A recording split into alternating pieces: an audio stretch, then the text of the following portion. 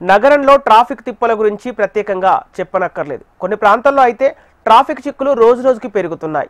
మల్కాజిగిరిలో వాహనాల రాకపోకల తీరు అస్తవ్యస్తంగా మారింది. నిబంధనలు పాటించకపోవడంతో ట్రాఫిక్ కష్టాలు నిత్యకృత్యమయ్యాయి. అత్యవసర పనుల మీద బయటకు వెళ్లాలన్నా గంటల సమయం ట్రాఫిక్లోనే వృధా అవుతుందని వాహనదారులు వాపోతున్నారు.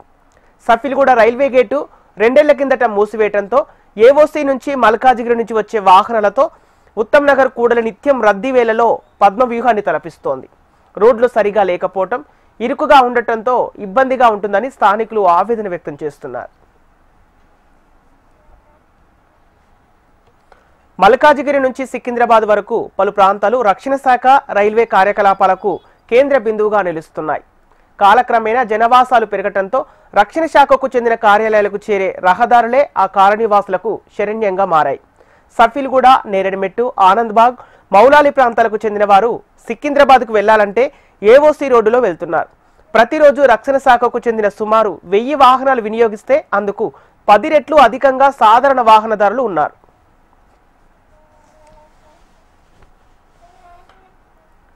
ఇక అధికారుల లెక్కల ప్రకారం సుమారు 75,000 వాహనాలు నిత్యం రక్షణ శాఖ రోడ్లపై రాకపోకలు సాగిస్తున్నాయి.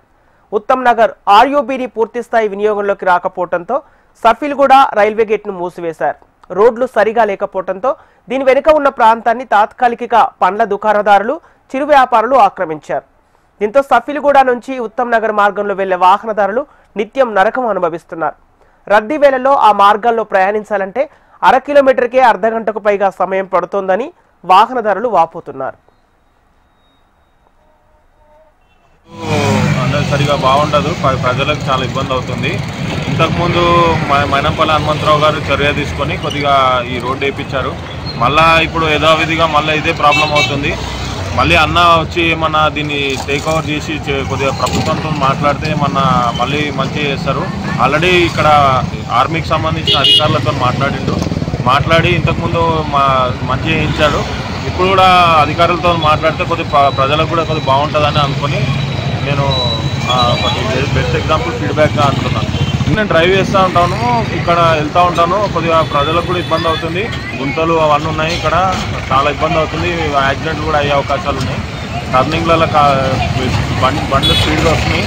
ఇట్లా ఇక్కడ అన్ని ఫ్రూట్స్ వెండర్స్ ఇలా అంటున్నారు, అది కూడా కొద్దిగా ఇబ్బంది అవుతుంది. ట్రాఫిక్ కొద్దిగా రోడ్డు కూడా అంత వైడ్గా లేదు, కొద్దిగా అది కూడా ఇబ్బంది అవుతుంది. వెండర్స్ వల్ల వాళ్ళు వెహికల్స్ ఆపి పక్కనే వెహికల్స్ ఆపుతారు. వెహికల్స్ ఆపి మనకి టర్నింగ్లో ఒకటేసారి ఆ వెహికల్ ఆపోజిట్ వెహికల్ వచ్చి గుద్దే ప్రమాదం ఉంది.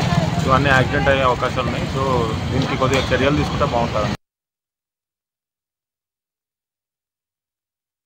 ఏదైతే ఫ్లైఓవర్ వచ్చిన తర్వాత ఈ గేట్ ఎప్పుడైతే రైల్వే గేట్ బంద్ అయిందో అప్పటి నుంచి కూడా సఫిల్గూడ ఈ యొక్క మల్కాజ్గిరి ప్రాంతవాసులందరూ కూడా ఇబ్బందిని ఎదుర్కొంటున్నారు.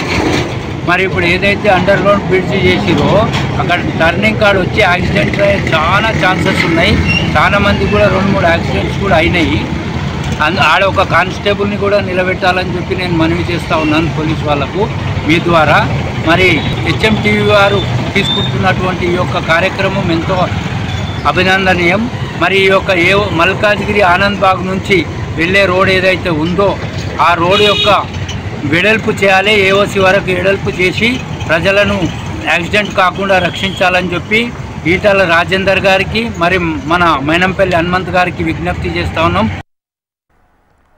ఆర్టీసీ బస్సులు, భారీ వాహనాలు వచ్చిన సమయంలో సమస్య ఇంకా తీవ్రమవుతుంది.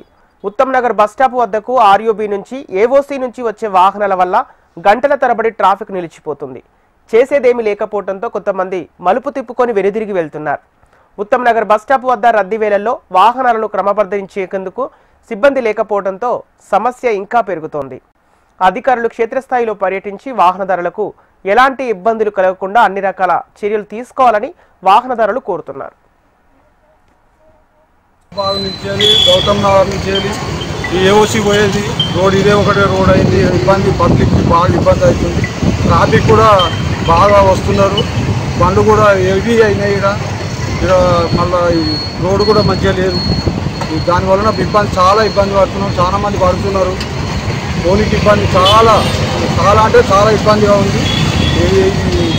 జిహెచ్ఎంసీ వాళ్ళకు కూడా మేము చెప్తున్నాం, ఒకసారి రోడ్ మంచిగా రోడ్ లేదని చెప్పినాం, అయినా చేయడం లేదు. ఇంకా హెవీ అయింది. ఇది కమాన్ అయిన కాంచెలి ఎప్పుడైతే